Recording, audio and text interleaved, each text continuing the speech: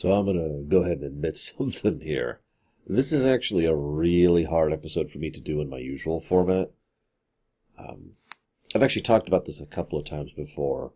When I'm asked to ruminate, to analyze, to discuss something that I really don't like that's not bad, I kind of run into a wall. If it's good, I can talk about what they do and how they do it and how it connects. If it's bad, I can discuss what they did wrong or critique it or say how I might have done it differently.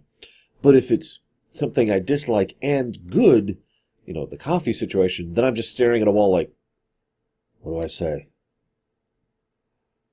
So for the record, I hate this episode. It's not a lamentation, because it's not a bad episode, but I hate it, and I hate everything it represents. I actually got into a rather lengthy and heated discussion with a few friends about this just prior to actually going through it. Now, and I'm opening with this because I feel like I need to explain my position. Because this is when Dukat becomes Pa Dukat, which is what I'm going to try and remember to call him henceforward, which shouldn't be that hard since me and my friends in real life have used that terminology for, over a decade at this point. In fact, about a decade and a half. Since about 2005 is when my friends and I started referring to him as Pa Dukat from this point on. Now, I know he hasn't actually been inhabited by the Pa wraiths yet, but this is the beginning of Pa Dukat, the second character, the one who arguably is not Dukat. Now, I want to discuss that briefly. Because one of the things I like to do is to put myself in the mindset and the shoes of the people I disagree with. So, for example, I was talking to someone who really likes this direction and really likes this analysis of the character, because this is how they've always interpreted Dukat. So, for them, this is just, yes, confirmation. Now, I understand that feeling. And so if I try to mentally change it, okay, so now let's assume that they went with my own interpretation of Dukat. And it's like, okay, that's the Dukat that we see going forward. All right, I'm with it. I have to completely admit that would bother me a lot less. It would still bother me, not because of this episode in particular, but because the assumption is, what if they did every episode after this in the same general way? It is my opinion that keeping Dukat on the show was actually a mistake from this point onwards. In my opinion, and I already said this, his character arc concluded in Sacrifice of Angels. Everything about Dukat had terminated in that episode. But Ira Steven Behr and Ronald D. Moore, but mostly Ira Steven Behr, really wanted Dukat to be the devil, basically, to Sisko's angel. So Dukat needed to be the thematic core, the villain of the entire series. In fact, spoilers, in the very last episode of Deep Space Nine, they will resolve what I consider to be the main plot and the main threat with 30 or 40 minutes of runtime left. And then they'll go after Dukat. And it's like, what? And I'll complain about that when we get there. But, God, the problem is I have every problem with this mentally, personally, and emotionally. And this is why I hate this episode, is because this is the beginning of that. But let's distance myself from my opinion for a moment, and let's talk about something. Dukat is one of the most debated characters I've ever seen in Star Trek. I would actually say he is the most debated character I've ever seen in Star Trek. Well, I've heard people debate which is the better captain, or which is the better show, or which season do you like, or which ship do you like. When it comes to just debating a character, of just discussing it and sharing different interpretations, different analyses on a character, I've never heard or seen anyone like Dukat amongst Trek fandom. Now, in hindsight, this is all very logical, because the various creative staff disagreed on who and what he should be. So if you think about it objectively, what we get from Dukat is an inconsistent character, because people couldn't agree on who and what he should be.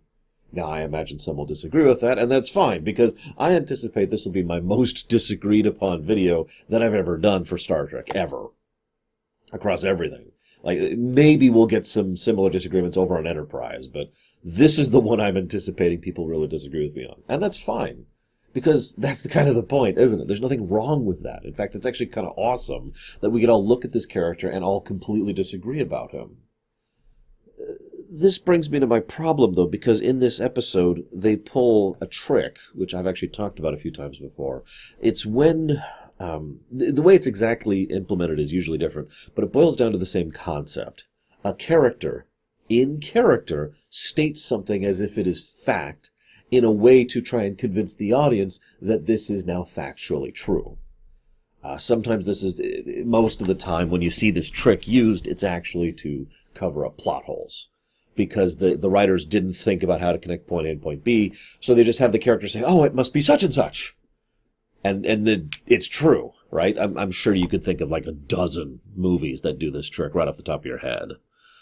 So they pull that trick in this episode by having both Dukat just rant about how evil he is, and then have Sisko give his final denouement, where he flat out calls Dukat evil, thus putting into the character's words, he's evil, the end.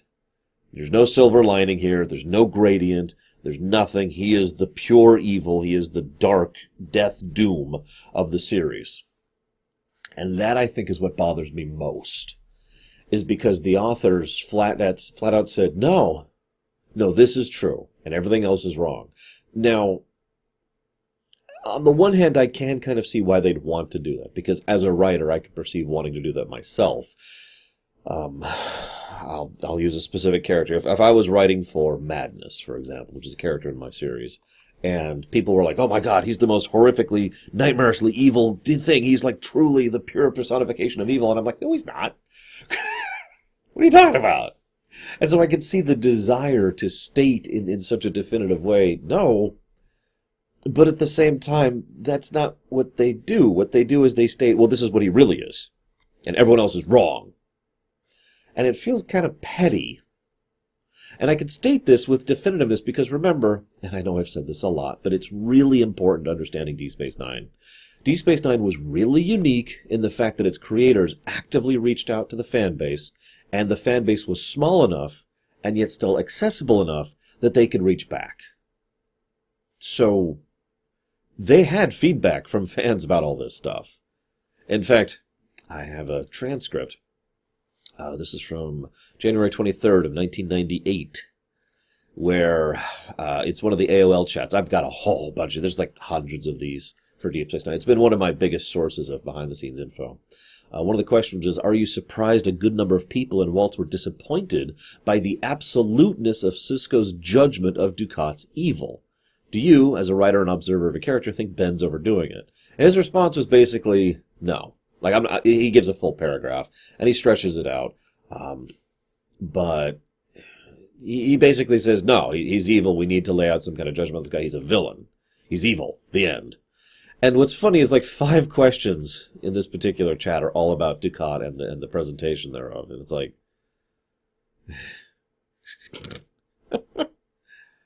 Like I said, it's been an oft-discussed topic. In fact, I know how it's been an oft-discussed topic because I myself have literally discussed this with friends yesterday. That's how recently we're still discussing Dukat as a character.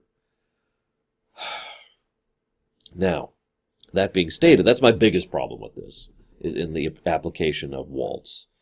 My next biggest problem is that iTunes is trying to update.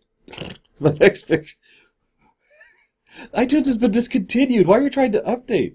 The next biggest problem I have.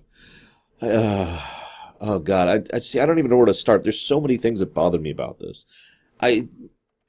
One of the thematic points that the show has been continually hammering on, and I've been pointing this out as we've been going, is that Dukat, for all his villainy, is on a completely separate level from the real villain of DS9, the Dominion. The Dominion is such a perfect thematic and literal antagonistic force for the Federation as in general, and for each of the main characters in specific. All of them, individually, have a perfect connecting point of opposition to the Dominion. That goes all the way down to Jake, if we want to get down to the ancillary characters, and Nog, although that one's not quite come to full fruition yet, but it will. Everyone has this opposition to the Dominion. The Dominion are the villains, the core central antagonist of Deep Space Nine. And yet this episode and several episodes in the future will try to posit that no, it's Dukat. And the power rates, which if you're paying attention, haven't even really been invented yet. Not really. So, what? It'd be like in the middle of, oh God, I'm trying to think of a parallel.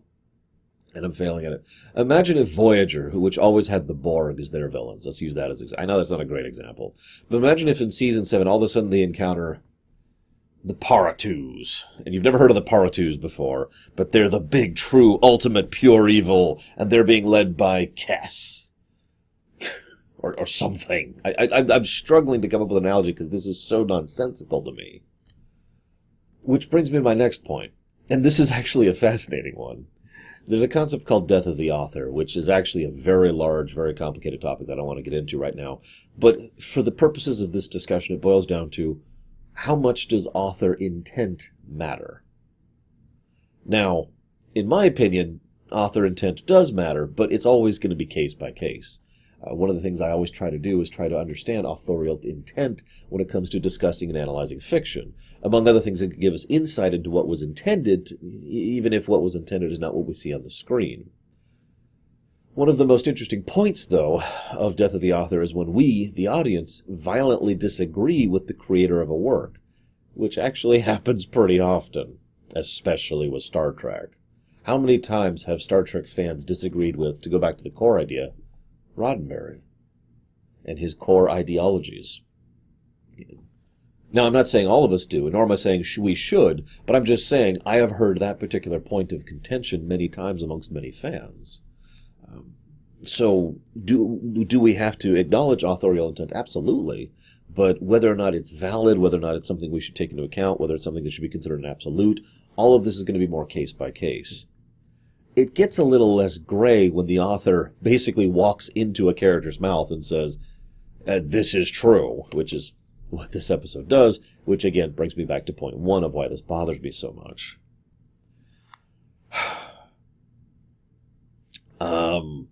I could just sit down and really discuss, I came up with, I think, 6 different reasons why this really bothers me when I was discussing this yesterday. I think I'm going to go ahead and stop. I think I've made my point in summary, and I'm mostly just talking because I have very little to say about the episode proper. Like I said, it's very hard for me to analyze something I don't enjoy that's not bad.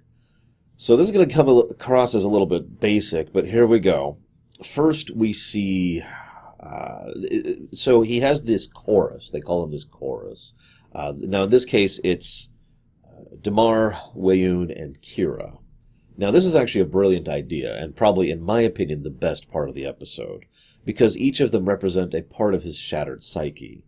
After he lost his mind and spent nights screaming and screaming until the nurse had to run in, which is a very powerful scene, by the way. We don't actually see Dukat screaming, we just hear about it from Weyoun, and I mean, Jeffrey Combs does a very good job with that, as he always does. All 3 of them do, really. Casey Biggs, Jeffrey Combs, and Nana Visitor all just nail basically playing a piece of Dukat, because that's what they're doing. In fact, what's funny is I had my own notes of which was which, but remember those AOL chats? Well, actually, Ronald D. Moore actually flat out stated this is what each of them were, and it was pretty much analogous 1-to-1. Weyoun is the sense of inferiority.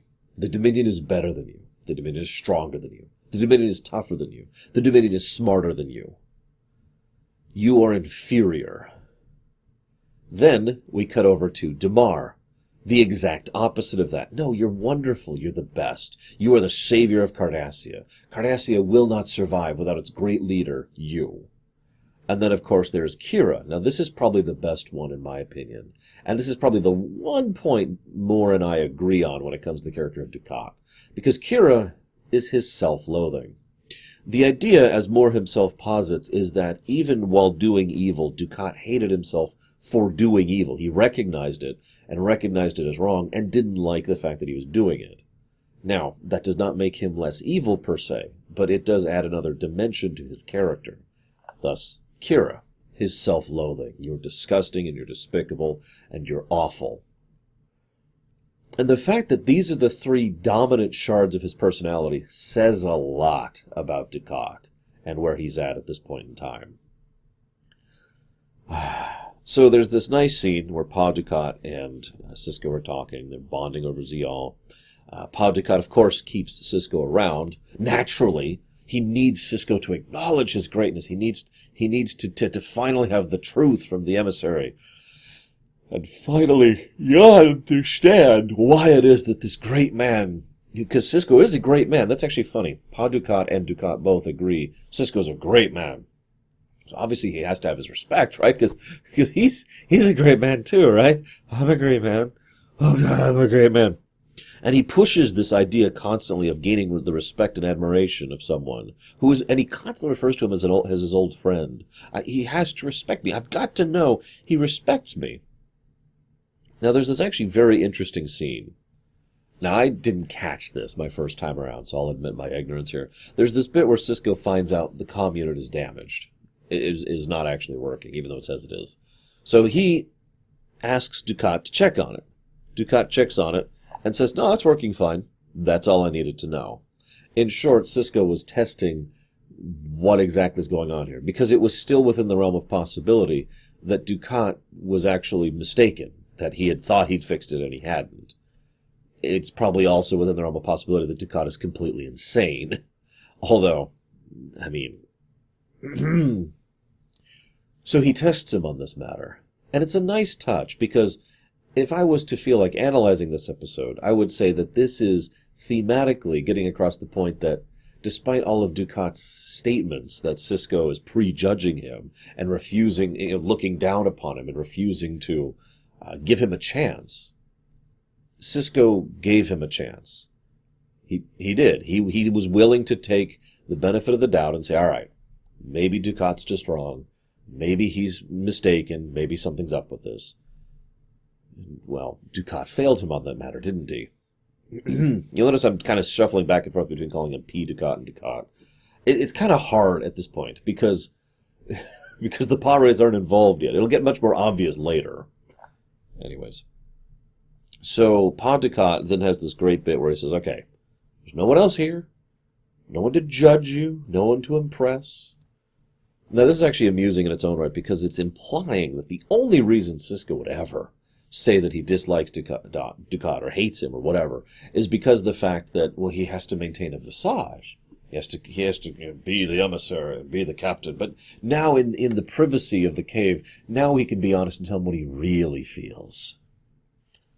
And this is also the first scene where Sisko finally sees him talking to Kira, the self-loathing. And Sisko starts to realize very quickly, I might add, just how far gone he really is. And, yeah. Now, this is interesting, though. Because then Pa Dukat starts talking about... I myself have made a comment on what I call the crimes of the Cardassian Union. In short, that the organization, as a systemic entity,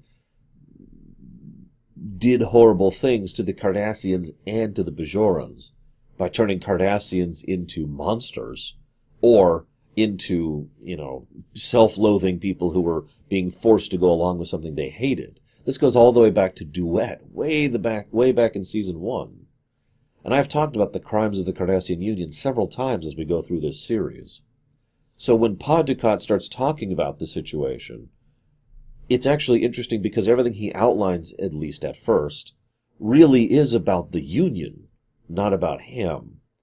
When I showed up, and he actually sits down and lists his evidence. He lists his evidence. So, reduced quotas, no child labor. That was just forbidden. More food, more medical care. I think he actually mentions a few other things. But he basically walked in and said, okay, we're gonna try and make this a lot less horrible than it currently has been. And yet Central Command was constantly pushing for more. This is then in addendum to the fact that the Bajorans were still fighting back. Because of course they were. I mean, this sounds so strange, but I want to make this clear. Even if my interpretation of Dukat was true, which is obviously a debatable fact, the fact of the matter is, even if Mr. Rogers walked in and was now the new prefect of Bajor, he would still be a conquered force. The Bajorans would still be a conquered force. They would still be under the yoke of another people. They would not be free. They would be a subjugated populace. And so, no matter how nice or good or beneficial or whatever that Mr. Rogers is, it doesn't matter to the Bajorans. Why would it? The only thing that matters to them after 40 years of garbage is to get those Cardassians the hell off their planet. Remember, historically, how many years it took for Bajorans, even on an individual basis, to get to the point where they could kind of accept Cardassians. Sometimes. Distantly. It'll probably be generations before Bajorans can actually embrace Cardassians in any significant sense whatsoever. Because of just... Think about that, of course. That's just logical. So, this is my point. Even if Dukat really had been a genuinely well-meaning person, he was still the person who was on the throne of the conquerors who had conquered them. So of course they fight back. Of course they still sabotage. Of course they still do guerrilla warfare. They have no other capacity to fight back, and they're not going to stop fighting back. All of this is logical. This, then, helps to emphasize why Dukat is not a good person. Now, in my interpretation, Dukat is still a villainous, evil person, to be clear. But he's not the devil. He is, in my interpretation, someone who was basically turned into a much worse person by the occupation, to put it simplistically. That he was not a good person, but he was probably a neutral leaning towards good person, who was then put in charge of the occupation. And so then it got worse, and it got worse, and it got worse, and because he was effectively in a no-win scenario by his own mentality, he thought, well, there's nothing I can do, so I will have to keep doing this. This is why he's not a good person, because a good person would consider ways to, fight back against the Cardassian occupation itself, to try and stop the literal occupation, or to sabotage its efforts from within, or to try and reach out to external aid, or to get the Federation involved, or something. That's what a good person would do. A neutral person will do their job. You follow? Now that's my interpretation of Dukat. Now, Pa Dukat, the Dukat that this episode posits, was an incredibly evil person from the beginning, who hated them and loathed them and had vicious, malicious thoughts from the very beginning, and just was like, okay, but I will be better than them. I will prove my superiority. But I'm sorry, I'm saying this dismissively. It's just because I disagree with it. But I shouldn't do that. I shouldn't do that, and I apologize.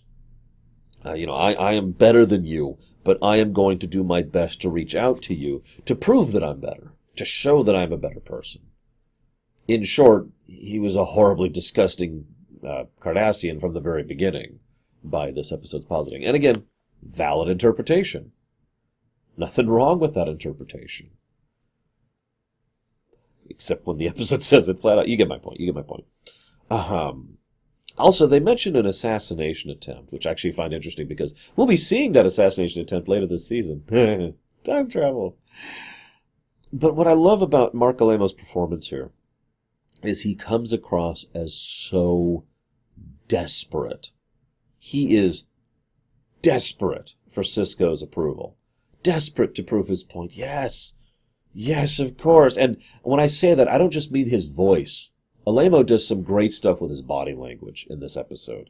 He almost seems like an animal. He's just, oh God, I need this. You don't understand. I can't even fully do it because I can't move enough to make my point. So, then Dukat says, oh, you thought Bajor saw me as my enemy. No, they'll know me as their enemy. Now, what's interesting is I mentioned earlier that Dukat will only be seeing Kira once more, really, in the cult episode. What's even funnier is Dukat will only be seeing Sisko once more as well, in the last episode. The two have no further interactions henceforth. Not really what I'd imagined from the great archetypal villain of the entire series. I don't know, I'd figured it'd be more like Dominion-y, but hey, what the hell do I know? Final notes. I haven't really talked about the B plot. It's because I'm not even sure why the B plot's in this episode.